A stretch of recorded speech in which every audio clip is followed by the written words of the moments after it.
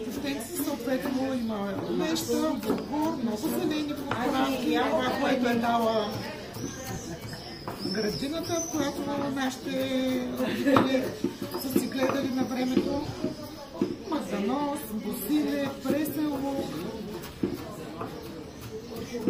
магданоза присъства в много голяма част от ястията в арменската кухня. Любима подправка зелена. В лещените кюфтенца ще има също булгур, зехтин, подправки като сол, черен пипер, малко лютив пипер. Ще има и кимион също. Кимиона също е една от любимите подправки в арменската кухня.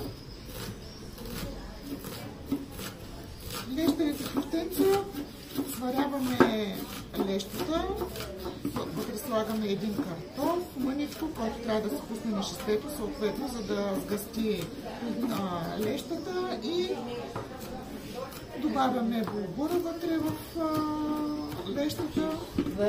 След всичко това добавяме зелените и си намесваме на кюфтенца.